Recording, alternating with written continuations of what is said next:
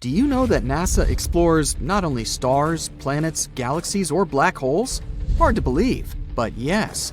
The agency also works on discoveries here on our home planet Earth. So what has NASA recently discovered? Is there life under the ice? While they were analyzing data recently, they discovered something unbelievable hiding under Antarctica's ice. And this discovery not only changes everything we know about the whole water system of the Earth, but it may also help with research about life in space. Humankind's existence might depend on understanding Antarctica and its secrets. So, the recent discoveries reveal vital information about our survival. But before we continue, let's see how much you know about this place, where it's only ice as far as your eyes can see. Antarctica is one of the world's 7 continents in the southern hemisphere.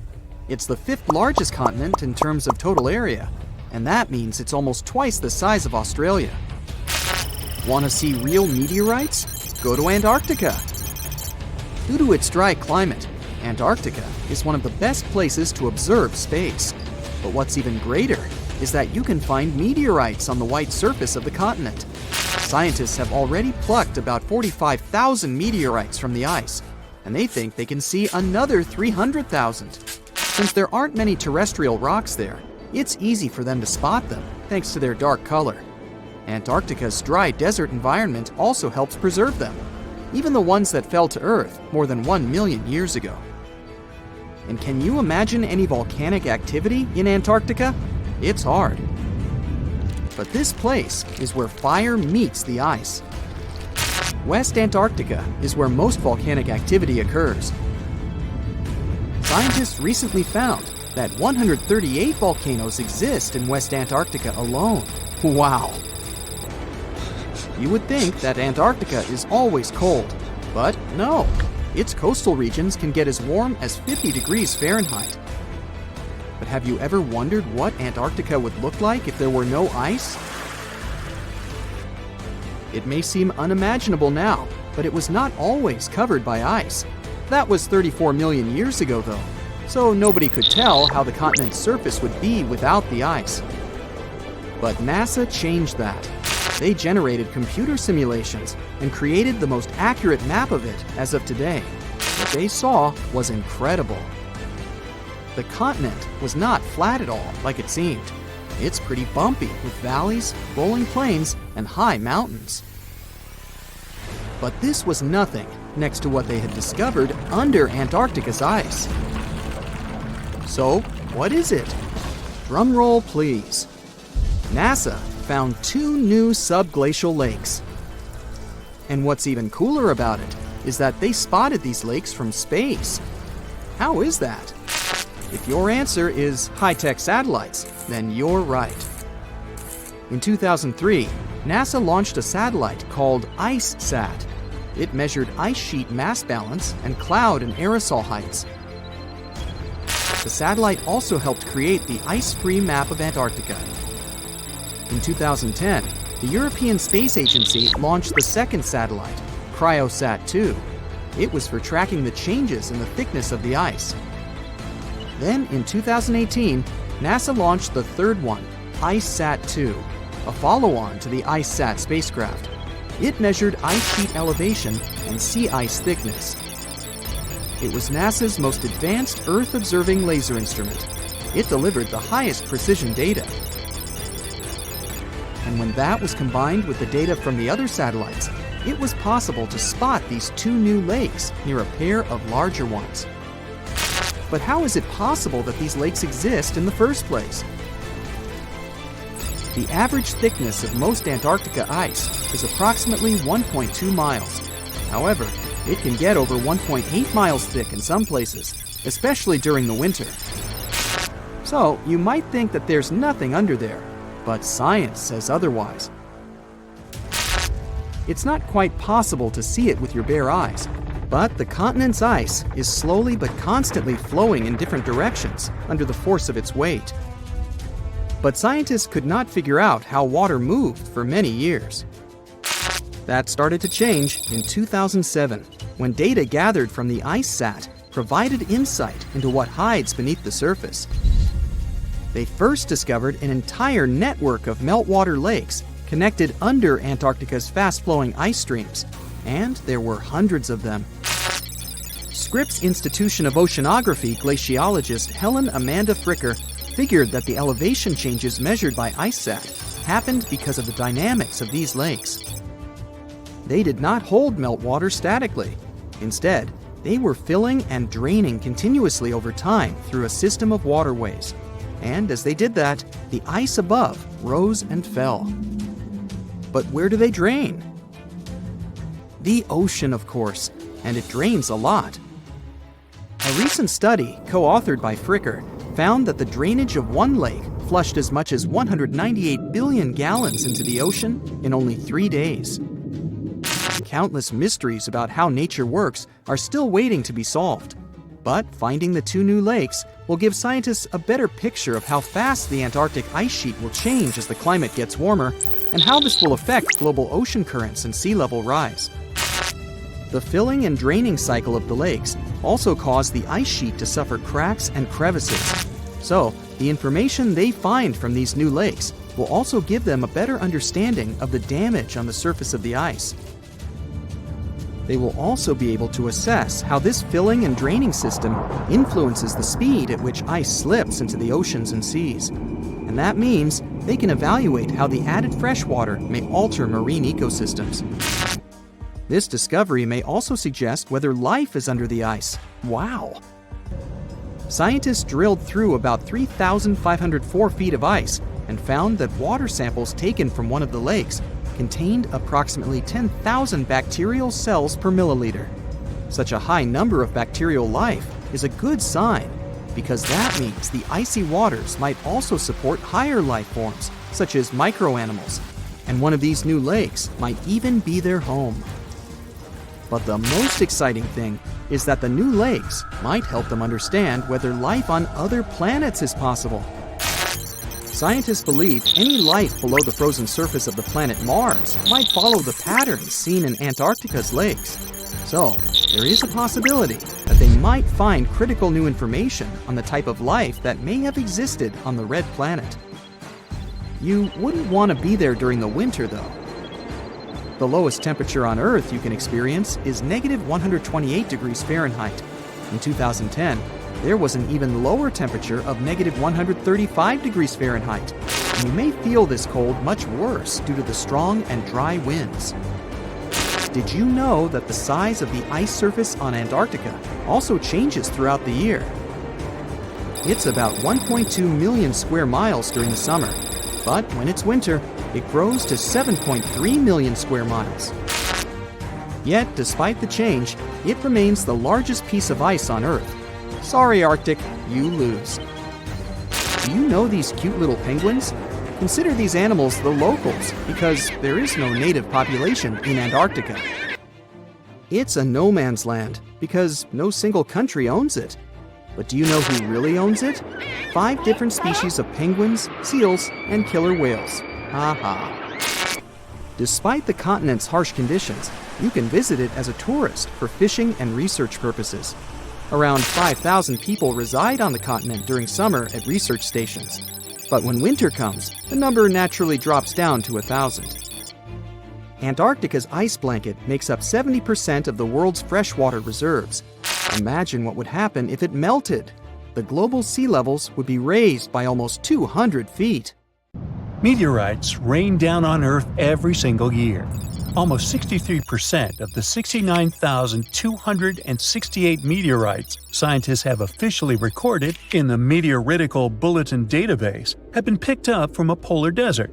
From where? Antarctica. It's technically a desert because it gets little precipitation. The continent receives an average equivalent of about 6 inches of water annually, mostly from snow. The interior parts are even drier. Not much action happens to meteorites there. Deserts are like safe storage closets for them, and it's easier to spot meteorites there.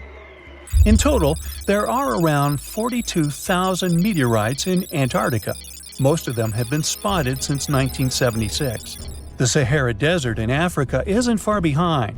Nomads and treasure hunters have discovered over 14,000 meteorites there, especially since 1995. Then there's the Arabian Peninsula, mainly Oman, where they've unearthed about 4,200 meteorites. So why does Antarctica take the crown for its meteorite collection compared to other areas? It's not because more meteorites land there. Statistically, they can land anywhere. Antarctica wins because it's great at showing off these space rocks. The icy environment keeps them in mint condition. The contrast between the ice and space rocks makes spotting meteorites easy. Plus, there are spots called meteorite stranding zones, where the geology, ice flow, and climate team up to gather meteorites. Here's the sci-fi part. Satellites help researchers find meteorites. They use these space gadgets to spot the best places to search. Some of these meteorites are ancient, like 1 million years old. Now, when you think about how many meteorites there are, it's a bit like a pie chart. If you measure their weight instead of just counting them, things get interesting. Antarctica's slice of the pie gets smaller. On average, an Antarctic meteorite weighs about 2 ounces, like a small bar of chocolate. Ooh, chocolate. But in the Sahara, they've got all sizes, so the average is about a pound. Now let's talk about meteorites in action. Only a tiny bit, maybe just 1.8% of all meteorites found have been seen falling. These are called falls. Clever name. Meteorite detectives, or meteoriticists, get all excited when they see that. The other 98% are finds. Someone stumbled upon them without seeing the meteorite take its cosmic leap. So when we only look at the ones that fell from the sky, most are called stony meteorites. These are like regular fellas of the meteorite world, but there's also a special kind called iron meteorites, or just irons. There are also super rare meteorites, called mesositerites, and pelocities, that are like a mix of metal and regular rock stuff. In places where humans live, like North America, people tend to find more iron meteorites than those that fell. That's because iron ones are usually bigger and more eye-catching. Farmers found some of these while they were working in their fields. Oh, surprise! A bunch of gigantic iron meteorites from places like China, Namibia, and the US make the chart slices huge. Now, check out this adventure. A group of scientists braving the crazy cold of Antarctica's icy desert to uncover some fresh meteorites found what they had been looking for. In fact, one of the meteorites weighed almost 17 pounds. The ones like that are pretty huge. Do they have an impact on Earth? Science says yes, they do. Meteorite impacts are more common than you think. About 17 meteorites smack Earth's surface every single day. Since most of the planet is covered with water, there are loads of places without people around. That's why these hits often go unnoticed. Most meteorites are just small bits zipping through our atmosphere anyway.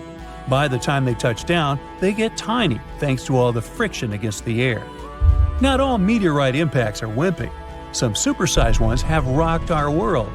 Remember when dinosaurs said bye-bye? Yeah, that might have been the fault of a huge asteroid. These meteorite hits are random, and they happen all the time. Scientists have uncovered evidence of a massive meteor impact even before the famous dinosaur wipeout. This impact is thought to have triggered the biggest extinction event in Earth's history. The 300-mile-wide impact crater is chilling over a mile beneath the East Antarctic ice sheet. This mega event occurred about 250 million years ago. The epicenter of the crater is in the Wilkes-Land area of East Antarctica. It might have started the breakup of the Gondwana supercontinent. It was a big landmass that included parts of what are now South America, Africa, Antarctica, Australia, and more. So, the Gondwana supercontinent started to chip off by creating a tectonic rift that pushed Australia northward. This Wilkes-Land impact surpasses the one that led to the dinosaurs' extinction in terms of scale and could have caused catastrophic consequences at the time. The Hoba meteorite is a huge chunk of space stuff chilling on Earth. It crash-landed about 80,000 years ago in Namibia. The thing is a heavyweight, like twice the size of the next biggest meteorite ever found. Interestingly, it also has a weird flat shape. Nobody's moved it since it fell, so we really don't know how deep it's hidden. but experts think it skidded along ground like a stone skipping on a lake because it landed at an angle. That's why it didn't leave a big crater when it hit the ground. And it was discovered by chance. A farmer found the world's biggest single meteorite. He was plowing his field with an ox and a regular plow. Suddenly, he heard a scraping noise. It was the metal plow meeting the iron meteorite. The Mosey meteorite from Tanzania has been staying underground for centuries before scientists gave it a proper look. The locals loved this space gem, calling it Commando. It was known in town for generations. Mosey is made of the same stuff as its other meteorite friends on Earth, about 90% iron and 8% nickel. It weighs 25 tons. Let's talk about the El Chaco meteorite, part of the Campo del Cielo meteorite crew in Argentina. Imagine an almost 24-square-mile playground for space rocks. El Chaco, weighing 37 tons, decided to show up fashionably late in 1969. So, what if you found a meteorite? How can you tell for sure that it's not just some random rock? These space visitors have a few features that make them stand out from regular rocks. Firstly, meteorites are often heavier than they look because they're packed with heavy metals and dense materials. Secondly, most meteorites have some metallic iron, so magnets usually stick to them. If you've got a rock that's not magnetic, try suspending the magnet from a string. The third clue lies in their unusual shapes. Iron-nickel meteorites aren't smooth and round. Stony meteorites usually have a thin, crispy crust on the outside. It looks as if their surface melted a bit while moving through the atmosphere. Sounds like pizza to me. Suppose these tips won't help on your quest. Then consider this. Light-colored crystals are not meteorites. Those pretty things, like quartz, are common on Earth, but they don't hang out on other planets or moons in our solar system. Do you know those bubbly holes in volcanic rocks or melted metal slag on Earth? Meteorites don't have those either. Plus, scratching a meteorite shouldn't leave a mark. But if you scratch a dense rock and get a dark or red mark, the rock contains minerals like magnetite or hematite, which meteorites don't usually have. If you suspect finding a meteor in your backyard or something, try these tips. Just remember, to be sure, you've got to give rocks and minerals a real-life look from experts. And if you see one falling towards you, always remember to duck. We've all dreamed of visiting the Arctic and witnessing the natural wonders of polar bears frolicking on ice floes or the aurora borealis dancing across the sky. Well, sorry to break it to you, but you won't find any tourists flocking to Antarctica anytime soon. Why, you may ask? Let's dive into it. First off, where is Antarctica? It's located in the southern hemisphere, specifically at the South Pole. The Southern Ocean surrounds it, and most of the continent is covered by ice, making it one of the most remote and frigid places on Earth. Now, have you ever met someone who's visited Antarctica? Probably not. It's one of the least visited places on the planet, and only a handful of lucky explorers have seen its interior, which is mostly made up of glaciers and ice fields. But trust me when I say the wildlife and scenery are out of this world. Why shouldn't you travel to Antarctica? Well, for starters, the environment is incredibly fragile and can be easily damaged. Plus, there are no native human populations on the continent, so your travels would essentially be like visiting an uninhabited island. And let's not forget that it's also one of the most expensive destinations to travel to. Despite all that, Antarctica is not exactly guarded like a fortress, but there is an international agreement called the Antarctic Treaty. This treaty was negotiated to prevent any unwanted activity on the continent and bans some forms of testing done there by member states. But the primary reason we can't just waltz into Antarctica is that it has a delicate ecosystem that needs protection. The treaty states that Antarctica should be used for peaceful purposes only and should be free from any human activity that could harm the environment. Scientists are still learning about the continent's unique ecosystem, and our activity and machines could disrupt the delicate balance that exists there. If you're still itching to go to Antarctica, getting permission isn't exactly a walk in the park. U.S. citizens, for example, need to complete a special form and send it to the Office of Ocean and Polar Affairs. And once you're there, you'll need to follow some strict guidelines to protect the environment, like not disturbing any wildlife or taking souvenirs like rocks, plants, or animals. Now, technically, can you live in Antarctica? While there are no laws banning people from living there permanently, it's a very inhospitable environment and unsuitable for human habitation. Temperatures can reach -76 degrees Fahrenheit and below, making it nearly impossible for anyone to survive without the proper equipment and experience. Plus, the nearest piece of land is over 1,000 miles away, making any inhabitants completely cut off from the rest of the world. Who knows? Maybe one day we'll get the chance to visit this unique and fascinating continent. But until then, let's admire it from afar. Let's now talk a bit about the discovery of Antarctica. Unlike other places that were already inhabited, Antarctica never had a native human population. Ancient Greek philosophers had an idea about the continent and called it Antarctos, meaning opposite the bear. The bears it refers to are not the polar ones, though, but rather the Great and Little Bear constellations, which are only observable in the northern hemisphere. As a result, the term signifies the opposite of the land of the bear. Whaling and sealing voyages in the late 1700s and early 1800s would venture further south when rounding Cape Horn at the tip of South America. It was known that going further south often meant stronger winds, but also the risk of hitting floating ice of all sizes and of winds and seas that could prove dangerous to the ship and crew. Captain James Cook was the first to cross the Antarctic Circle on January 17, 1773, in the Ross Sea region. He reached a point further north a year later, and though he didn't sight land, he came to within 50 miles and saw deposits of rock held in icebergs, indicating that a more southerly land existed.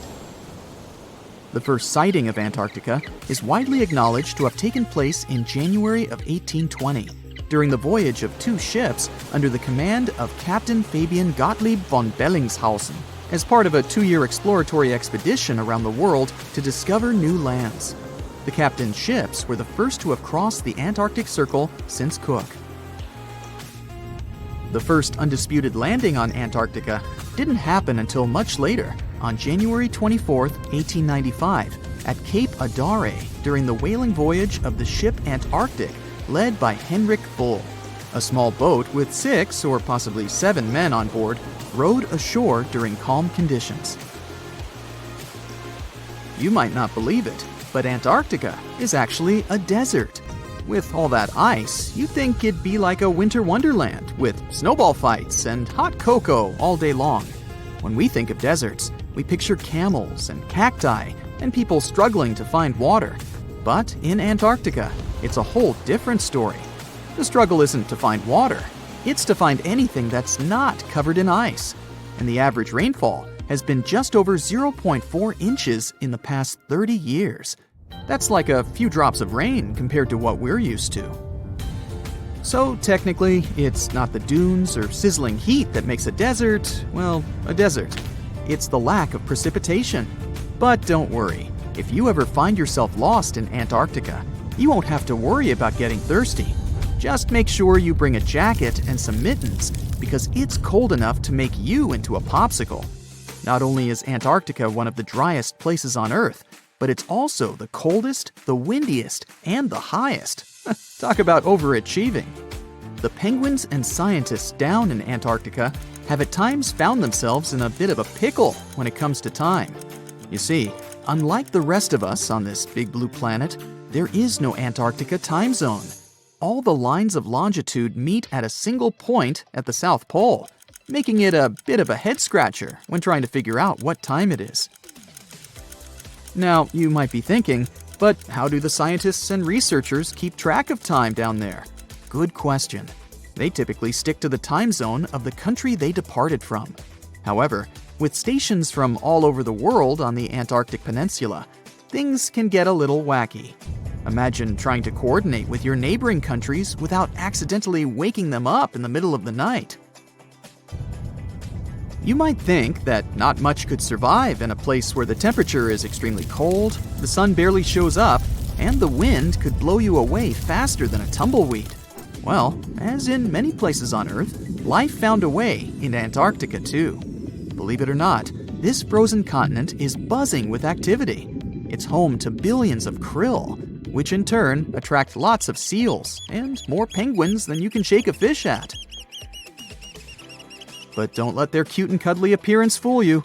Penguins are the ultimate swimmers, with streamlined bodies that would make Olympic medal winners jealous. They come ashore to breed and chill, but their real talent is stealing pebbles from each other and forming mathematically precise huddles to stay warm. Antarctica is also home to the largest species of penguin on Earth. It's called the emperor penguin. Sure, these creatures are flightless birds, but that doesn't mean they can't jump. In fact, some of them can leap up to 120 inches. And let's not forget about the seals. With their furry bodies and special songs, these marine mammals are protected by the Antarctic Treaty, and they're thriving in the cool waters of the Southern Ocean too. But the real stars of the show are the whales. During the Antarctic summer, these huge creatures show up in droves to chow down on the abundant krill. It's indeed like a whale buffet down there. Consider Lake Enigma. What a fitting name. It's already strange enough because it's not even supposed to exist. But now, we stumbled upon actual life deep beneath it. And this just might help NASA in their search for life in outer space. The lake lies deep in the icy heart of Antarctica, so it's not really a water pool like we're used to, more like a lake-like block of ice, or so we thought. Just recently, Italian scientists discovered a secret that had been buried for ages, an actual body of water, and in this water, life is thriving. Various microorganisms, and even some weird little hunters. Which is super weird, since Enigma sits in a remote and harsh corner of our planet, the northern Victoria Land in Antarctica. The entire South Pole is cold, but in this place, temperatures can plummet to a horrifying minus 41 degrees Fahrenheit, though on average it's around 7. Chilly. Like we said, this lake shouldn't even be there at all. Antarctica is technically the largest desert on Earth, even though it's covered in snow, because it's super dry. There are zero rains, truly little snowfall, and the sun barely evaporates anything. And even if there is some water, the insane winds make sure to dry everything out super quickly. Putting on our thinking caps, this lake should lose an unimaginable 7 million cubic feet of water every year. Yet, the water remains. Why? No one knows. Scientists say there could be something deep underground that refills it constantly. They just have no idea what that might be. Maybe deep underground rivers, melting ice, or something else entirely. But hence the name, the Enigma Lake. The block of ice we mentioned is permanent and super thick, at least 36 feet of it, and that's higher than a 3-story building. So researchers decided to check out if there's anything beneath it. They used a so-called ground-penetrating radar, a super smart echo detector for the ground. This radar sends invisible radio waves into the Earth. When they hit something underground, like rocks, water, or anything else, they bounce back to the device. By measuring how long it takes for the signal to return and how strong they are, we can determine the distance and what exactly the radar hit. That's how animals like bats, whales, and dolphins can see underwater. And we humans stole this cool nature idea to research buried structures and hidden caves. Scientists used this device all over the Enigma surface. This way, they were able to create an entire map of this under-ice world beneath. The water itself wasn't surprising. It's the unique ecosystem in it that shocked them. Unfortunately, no secret monsters or extraterrestrial secrets this time. But there are microorganisms there that may not exist anywhere else on Earth. Somehow, these creatures have managed to survive in complete isolation and extreme cold. It's not that we don't know these microorganisms, we've met them before, just not exactly like this. There are a couple groups hanging out down there. The first one is Bacteroidota. They love breaking down complex molecules, especially in your stomach, and help digest tough plant fibers. They mostly hang out inside us, but in the outside world, we might occasionally find them in soils and oceans.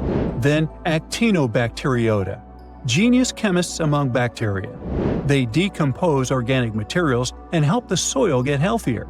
They're also famous for producing antibiotics, so we owe a lot of our medicine to them. The third one is Pseudomonodota. These guys weren't a surprise. They're crazy adaptable. They can thrive pretty much anywhere, from soil to water to the human body. Some of them are good, helping plants grow and in nutrient cycles, but others can be opportunistic pathogens. Ooh, bad guys. But what is actually a surprise is that Lake Enigma has tons of passibacteria. They're ultra-small even for microorganisms and can barely do anything themselves. So they prefer to live in symbiosis or be little parasites, relying on their hosts for nutrients and other necessities. All these little chompers might be ancient. They could be remnants of a time before the lake froze over completely, which is hundreds of thousands of years ago. It's simply weird to encounter these bacteria in the Enigma Lake, especially the little parasites. Passibacteria usually love low-oxygen environments, but this lake is very oxygen-rich, not even mentioning an almost 40 feet of ice above. So all this means that even though we know who these guys are, this specific species might be new to us. They could have evolved with some unique adaptations and abilities using the lake's unusual chemistry. They probably rely on a super simple and delicate food web. Some of the microorganisms produce energy from light, well, whatever light gets down there, or the lake's chemicals. The symbiosis guys most likely survive by living on or inside their neighbors. Yep, these microscopic creatures hunt each other. Nope, things can't be peaceful even in a place like that. If we find out what their secret to survival is, we might learn more about chemistry, medicine, and even extraterrestrial life. Because if life can endure such extreme conditions, then it can probably appear pretty much anywhere, including our closest neighbors, Europa or Enceladus, the moons of Jupiter and Saturn. They definitely hide oceans beneath their frozen surfaces, and now there's a very high chance there might be some life there. Antarctica must be the closest thing we have to extraterrestrial exploration before we actually land on other planets. It's full of hidden mysteries and surprising creatures. Even outside of Lake Enigma, the South Pole harbors life. Just take the McMurdo Dry Valleys, which are often referred to as Earthly Mars. These are among the most mysterious and extreme places on our planet. They're stretching across Victoria Land in Antarctica, and this is one of the driest places on Earth. Makes sense if you remember the name. Surprisingly, unlike other parts of the South Pole, this land is almost entirely devoid of snow and ice, just lots of super cold ground. There might even be some sand dunes nestled here and there between the rugged mountains. The ground is mostly covered in loose gravel, scattered with ancient rocks made of granite, and something interesting called gneiss, just spelled differently. It's the type of rock that's been through a lot, literally. It's usually born when granite and sedimentary rocks have to endure insane pressure or horrifying heat for a while, a process called metamorphism. These conditions are so intense that they literally rearrange the minerals into layers. That's why gneiss has such beautiful foliated looks. It's the planet's version of baking a layered cake. It's amazing because this place is almost exactly the way it was millions of years ago.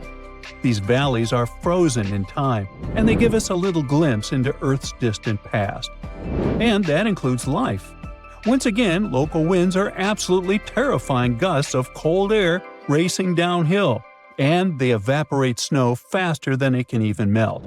So, logically, you shouldn't find much water here, not even mentioning life. But somehow, you can still stumble across frozen lakes and saline ponds in the dry valleys. And local life stretches all reason and our understanding of biology. It exists inside the rocks themselves. Microorganisms are hidden in slightly moist cracks and crevices. Deep inside, there's endolithic bacteria. These guys are super chill. Instead of moving around like other microorganisms, they always stay put inside their little rocky homes. How do they survive? Through photosynthesis. Just like plants, they take teeny tiny parts of light that gets in crevices and acts like little solar panels, getting energy from the sun. Meanwhile, in another place, beneath the Taylor Glacier, there's bacteria that literally doesn't eat anything. Not comfort, not sunlight, not even oxygen. These guys rely on a diet of dusty rocks and sulfur to fuel their weird metabolisms. By breaking down sulfur and iron, they get energy to sustain themselves. This way, they easily survive in deep seas at sub-freezing temperatures, completely cut off from sunlight, oxygen, and the world itself. This place is fascinating for both its life and the lack of it. In some parts of the valleys, like University Valley, yes, that's what it's called, the permafrost is so harsh that no microbes were found at all. This might be one of the only places on Earth where life appears to be completely absent, a quite scary idea. Anyway, now scientists are thinking about learning more about Lake Enigma and drilling this Mars-like environment. Exactly for that reason, to see how we could get samples from Mars in the future. In 2011, scientists from Chile found a weird-looking fossil in Antarctica that looked like a squashed football. Almost 10 years later, the rock just sat on a shelf in Chile's National Museum of Natural History with no specific label. It went by The Thing in the museum because it looked like something from a science fiction movie. When the scientists finally got their hands on the strange fossil, it turned out it was actually a giant softshell egg from around 66 million years ago. This one is more than 11 inches long and 7 inches wide. A regular chicken egg is just 2.5 inches long, and an ostrich egg is almost 6 inches long for comparison. So, the Thing won the title of the biggest softshell egg ever found and the second largest egg of any animal we know of. The only bigger egg that was ever found was that of the extinct Madagascan elephant bird, which is also 1.5 times as tall as Michael Jordan. The bird, not the egg. The Antarctic egg is also special because it's the first fossil ever found in this part of the world. So, whoever left it there must have been one big creature, probably a giant sea turtle that lived long ago, like a mosasaur. This is surprising because most scientists thought these creatures didn't even lay eggs, so this discovery could change what we know about them. The egg is also unique because it has a thin eggshell and no pores, which is totally different from most dinosaur eggs. It actually looks more like the eggs of lizards and snakes, but it came from a giant creature related to these animals. No known dinosaurs or flying reptiles from that time and place were big enough to lay such a huge egg, so it must have been a mosasaur after all. But we can't be 100% sure. Scientists did a lot of work and studied 259 types of living reptiles, like lizards and snakes, and their eggs. From this, they figured out that the mommy who laid the egg was probably at least 23 feet long, not counting her tail.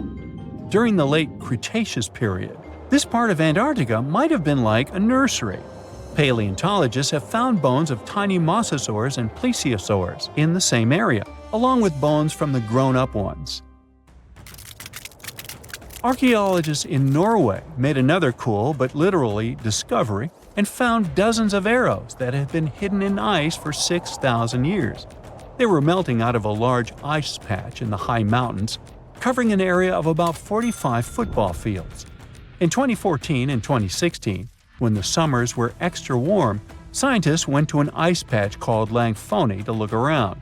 They also found lots of reindeer bones and antlers there. Some of the arrows were whole and some in pieces, along with 5 arrowheads around the melting ice patch. This is more arrows than have been found at any other frozen site in the world. Some of the 68 found arrows date back to the Neolithic period, and the newest ones are from the 14th century of the Common Era. Ice is like the perfect time machine that can preserve whatever ends up there in an almost perfect condition.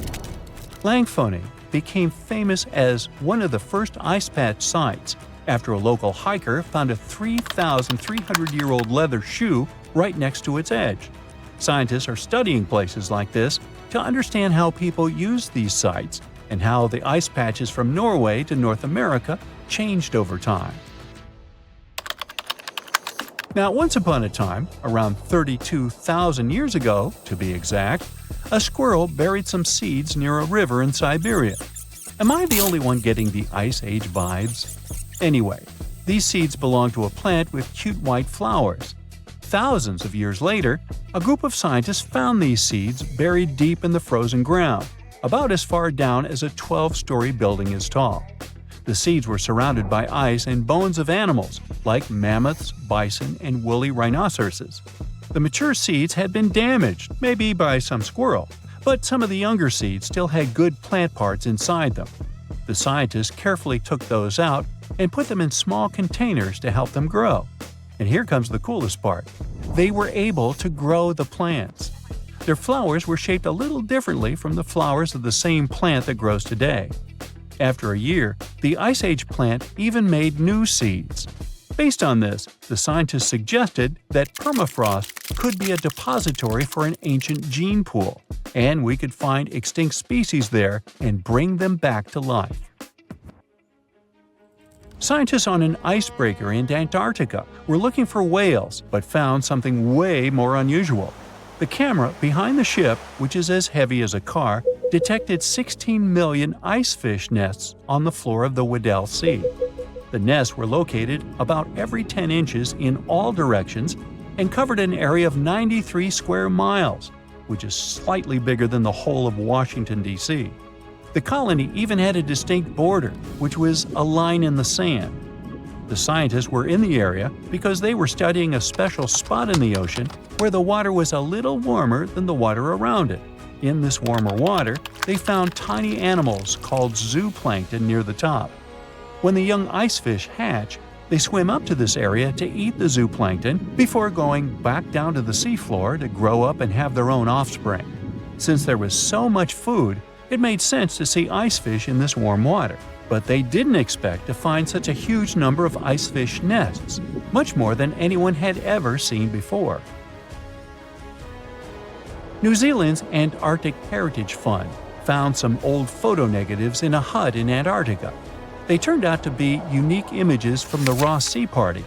It was a famous failed expedition led by Ernest Shackleton.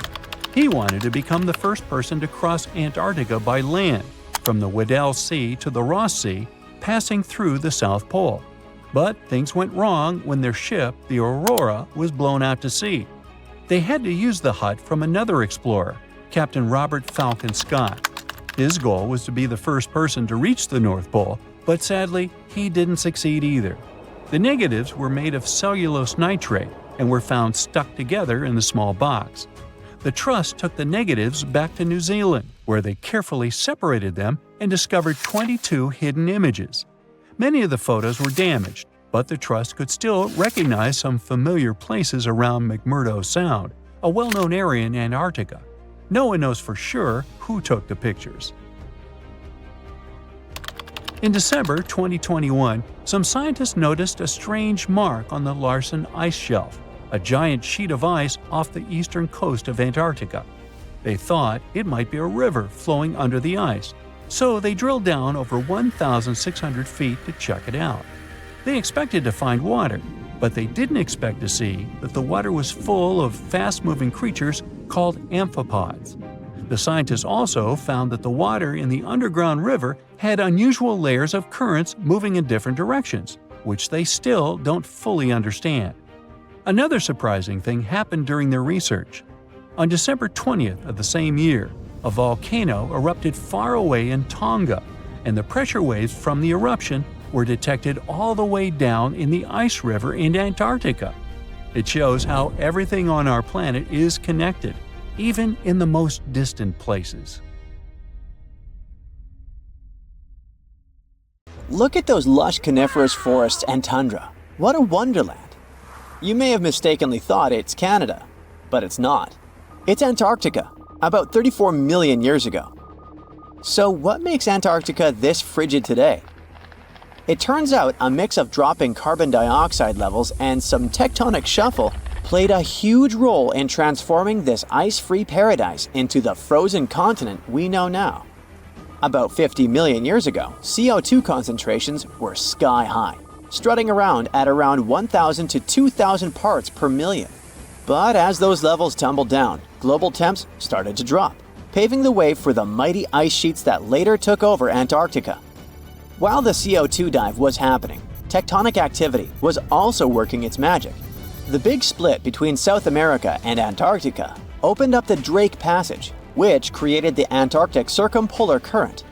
This powerful current acted like a bouncer, keeping warm air and ocean currents from crashing the Antarctic party, and helping keep things rather frosty. If you mix up Australia and Antarctica, you're not that wrong. These two continents used to be one. If you mix up Austria and Australia, it's much worse. By the way, don't fall for the internet myths and memes. There's no help desk in Austria specifically for people who intended to fly to Australia. Now, look at this magnificent Australian pink beach. It's precious, and not in a figurative sense. Those mysterious pinkish sands are actually garnet, and it's widely used in jewelry. Geologists studied those sands and came to the conclusion that the garnet contained there is older than local mountains. That doesn't make sense, right? In fact, it does. You see, Australia didn't used to be this very detached continent as it is now. Many millions of years ago, Australia and Antarctica were part of the supercontinent Gondwana, and glacial erosion released the garnet, which eventually made its way to the beach. These sands formed when South Australia was flat and chill, long before the mountains appeared.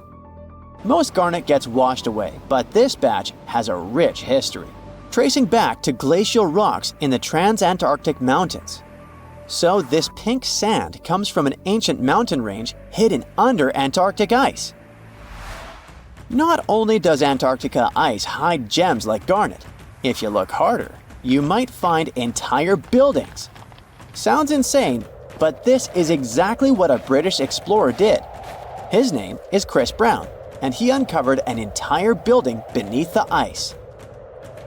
He was traveling to the pole of inaccessibility, and it all started with a bummer. Chris and his son had their plane broken. Suddenly, they spotted a lone bust peeking out of the snow. This place was an old meteorological station. Despite freezing conditions, Chris and his son Micah had a blast exploring.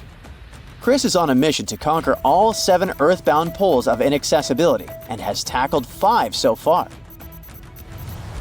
I guess you already know that Antarctica is the largest desert on Earth, much larger than the Sahara or the Gobi. Still, despite being the driest continent on Earth, it boasts a seriously weird waterfall.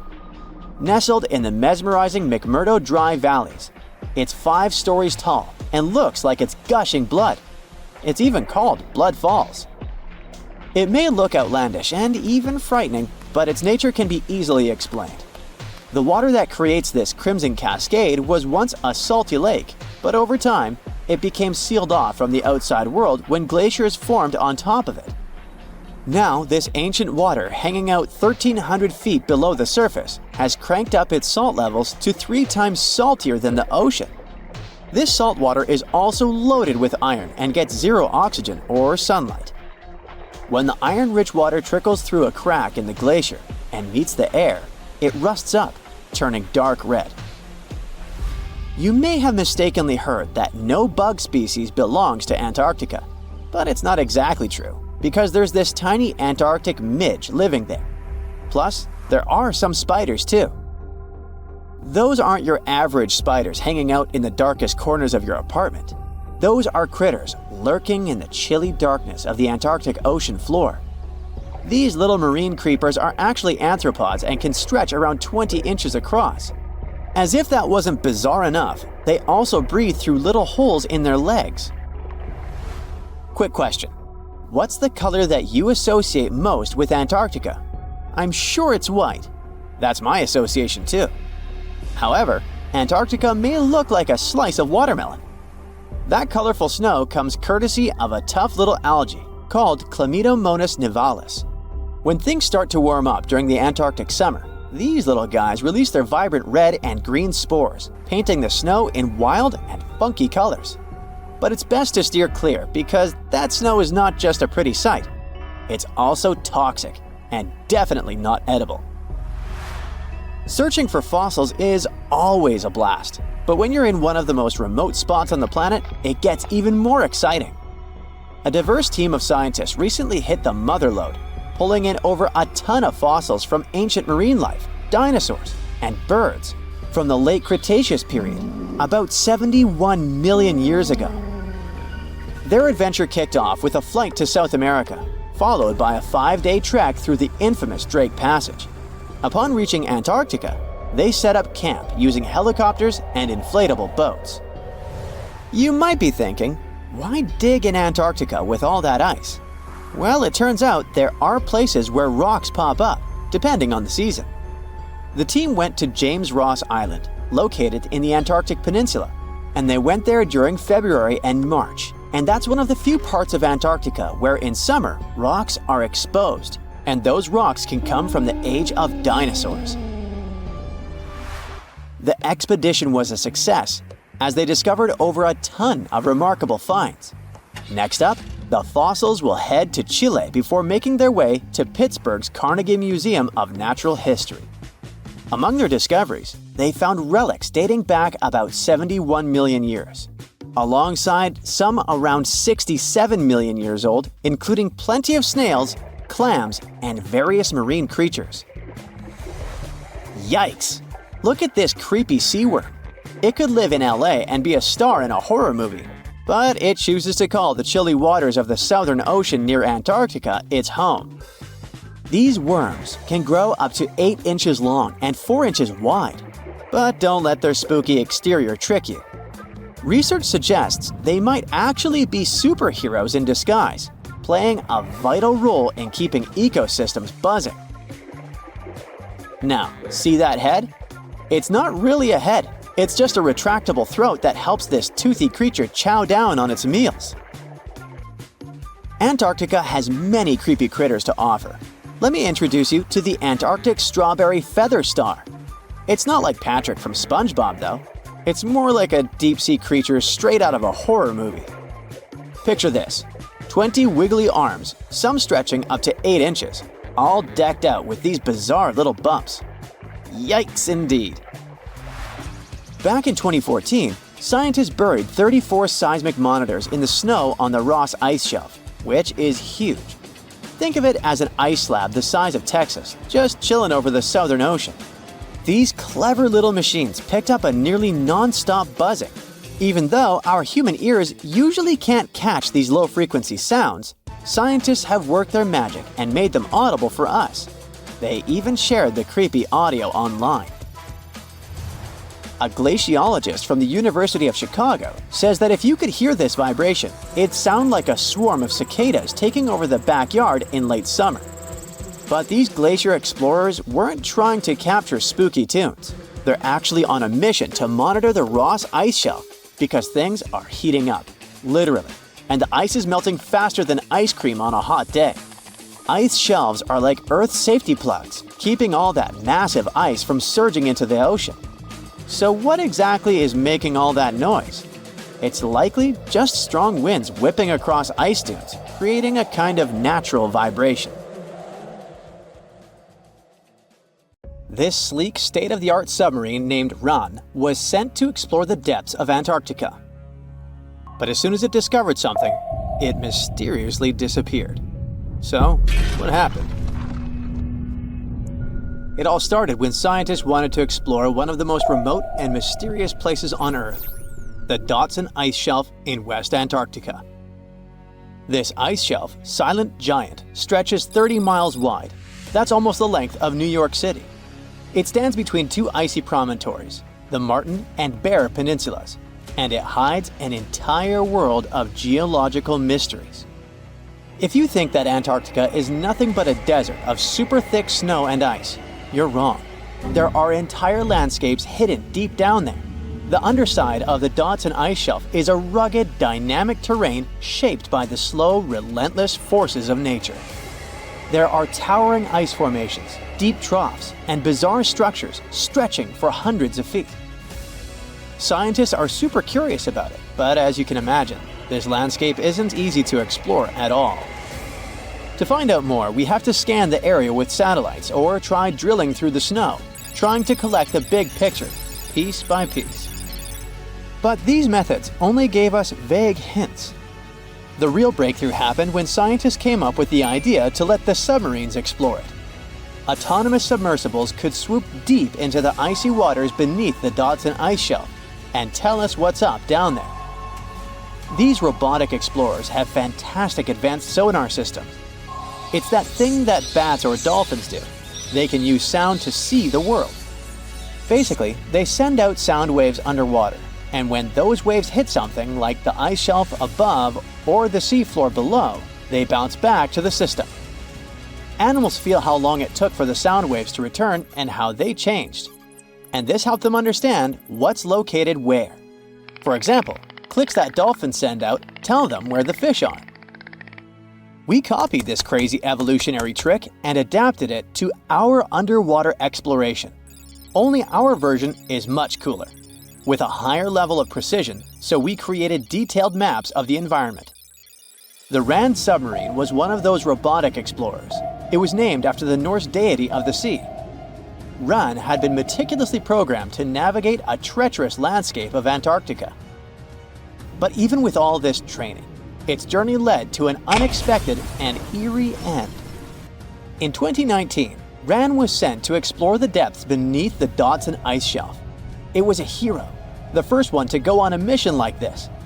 The team said it was like seeing the other side of the moon. For 27 straight days, it worked tirelessly. It traveled over 620 miles beneath the thick ice. That's like a journey from Paris to Berlin. Ran went further and deeper than anyone could have imagined. At one point, it reached over 10 miles into the glacier's belly, and what it discovered down there was astonishing. Scientists thought there would be some smooth, uniform ice surfaces, but Ran revealed an underside marked by huge cracks, ridges. There were formations that looked like sand dunes, frozen in time. And finally, it found some mysterious swirling and teardrop-shaped patterns. They all looked more like art than geology. This actually tells the story of ice shelves and the ocean around it. Warm water sneaks in under the ice and melts it from below. Sometimes it smooths the ice out, but other times it carves out these weird, uneven shapes that look like patterns and drawings.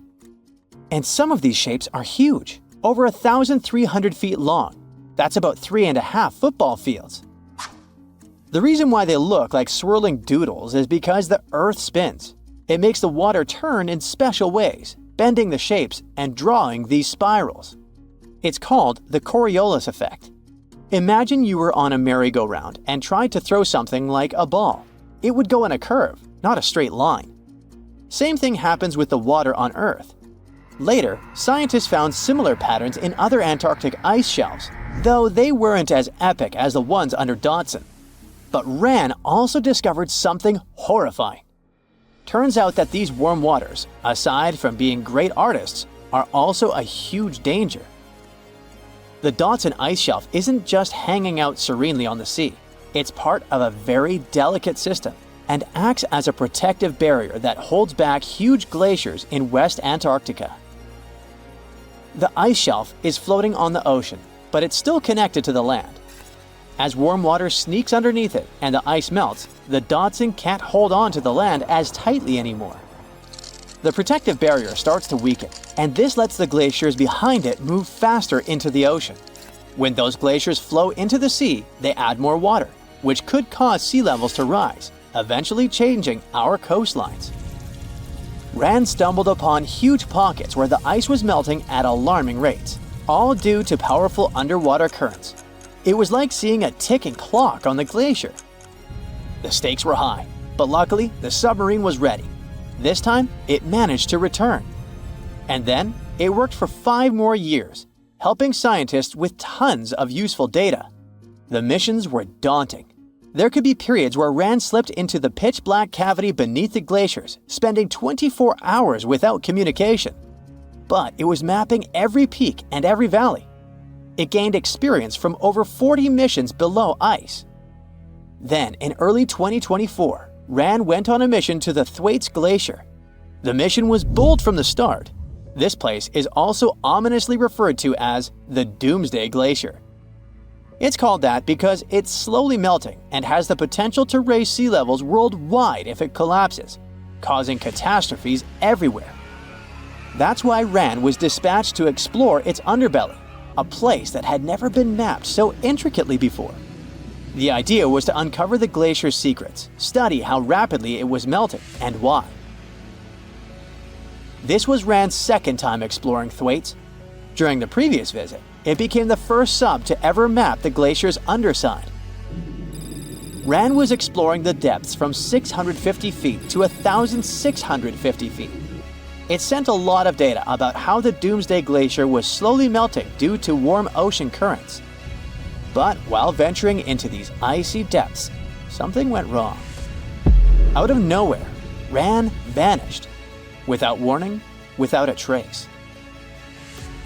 One moment it was sending back crucial data, and the next it had slipped into the abyss. No distress signals, no final transmission, and it didn't return to the point it was supposed to. People sent extensive searches, helicopters soared overhead, drones buzzed through the frozen skies, but no sign of the submersible emerged from the glacier's grasp. After a while, RAND's batteries would certainly run away. So at this point, it had definitely been swallowed by the abyss beneath 1,500 feet of ice. That was a huge and sad loss for the scientific team. The scientists at the University of Gothenburg are now looking to replace RAND and continue their important research under Thwaites. To this day, scientists have no idea what happened to it. Some say it may have been trapped in the ice. Others believe it was pulled away by an unseen current. It also might have collided with something unexpected. Whatever the truth is, its disappearance has left scientists stunned, and it looks like the ice shelf will hold on to its secrets a little longer. At least we gained a treasure trove of knowledge from RAND's journey. Scientists keep exploring Antarctica, looking for history that hides under the snow. For example, they discovered that around 90 million years ago, a lush temperate rainforest thrived near the South Pole. They revealed an ancient world far warmer than they ever imagined.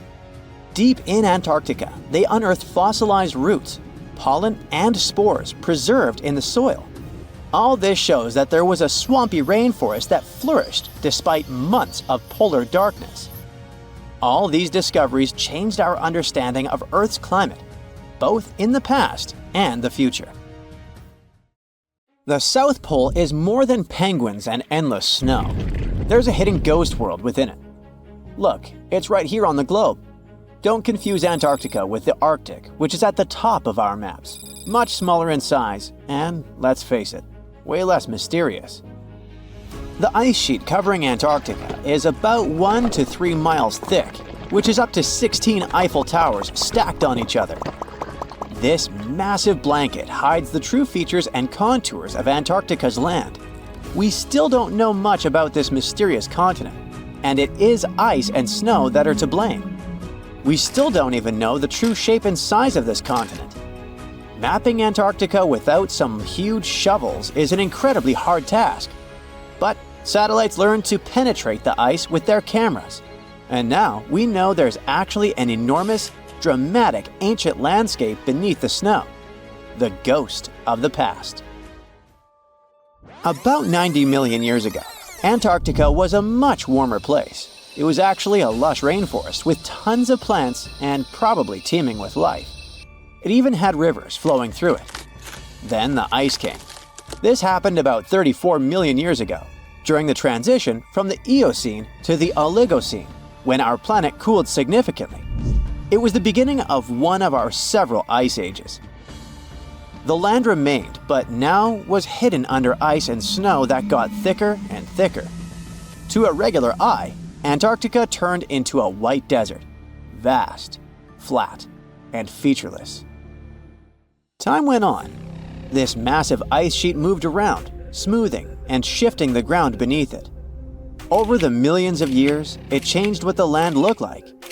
Now, if we looked under the ice, it wouldn't hold any signs of the original South Pole, except for one place.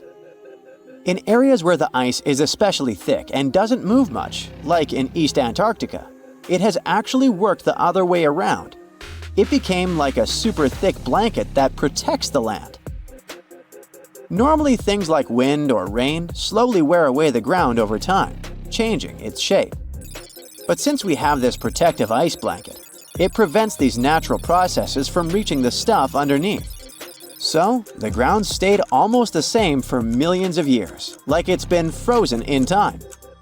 This special area near the Aurora and Schmidt subglacial basins has become the ghost of Antarctica's landscape. This place was barely touched even since it was first covered in snow 34 million years ago. This is a historical footprint, a place that can tell us what Antarctica's ground looked like before it became a freezing nightmare. As scientists peered under East Antarctica, they saw an amazing ghost. The traces of the rivers that were flowing there millions of years ago, various valleys, and some weird little islands, as well as 3 big chunks of land shaped like the letter U. Hey, what's that all about? You see, the continents on our planet are moving constantly, sliding along the red-hot lava mantle like cereal on milk. Over history, they came together and broke apart several times. Hundreds of millions of years ago, several continents were a part of one enormous Gondwana. Antarctica was one of them. It used to be one huge landmass.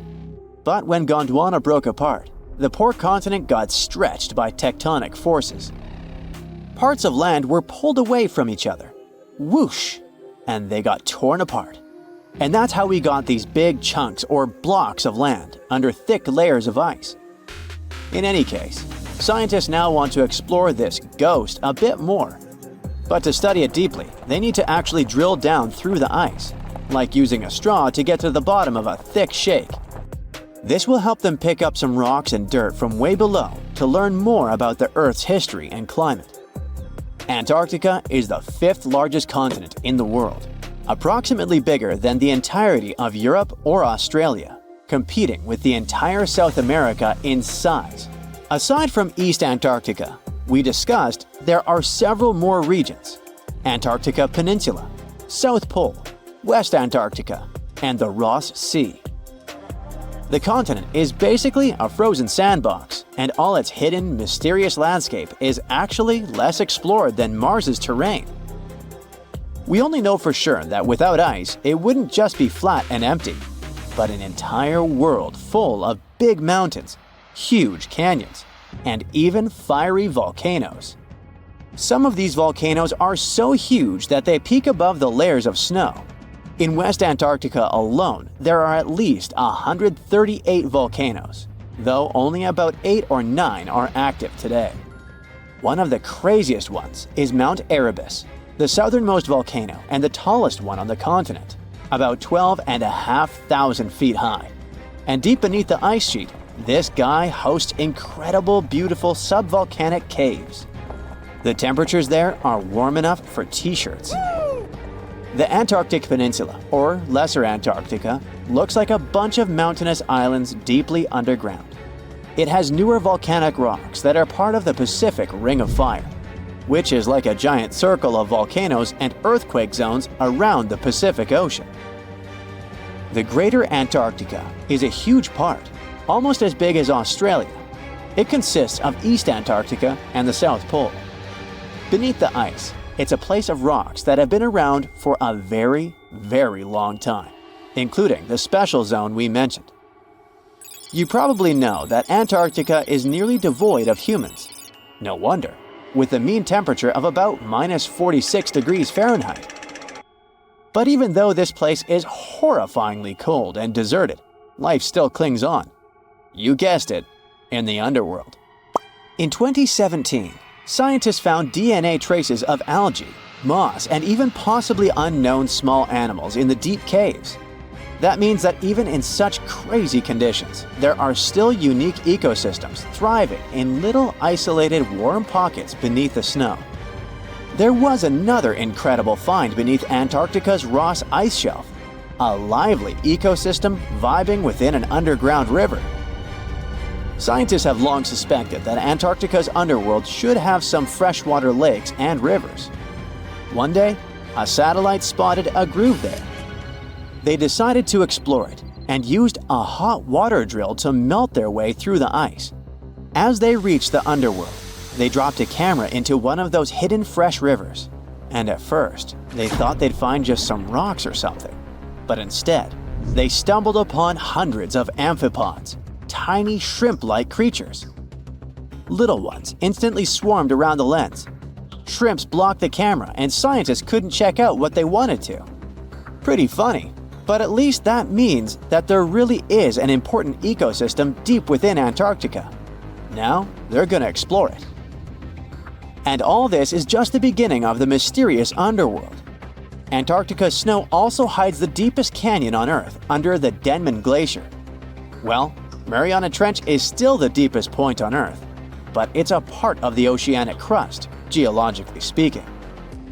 Also, in 1958, explorers found a huge mountain range under the ice, as big and tall as the famous Alps Mountains. The range stretched for about 745 miles with peaks as high as 1.7 miles. And all this magnificence is buried under tons of ice. Who knows what else we might find there? Antarctica holds about 60% of our entire planet's freshwater, which means it would be pretty bad if it melted. For example, there's this Doomsday Glacier, officially known as Thwaites Glacier. It's a huge ice formation, about the size of Florida, and it's melting right now. Every year, the sea levels rise by 4% because of it. If this guy melts away completely, the sea levels all around the world will increase by 2 feet, which might not sound like a lot, but it would be catastrophic for coastal areas. Luckily, researchers have found that even if its ice shelf were to collapse in the next 50 years, the glacier itself wouldn't retreat as quickly as they feared. It's still losing ice rapidly, but it would be quite a slow process.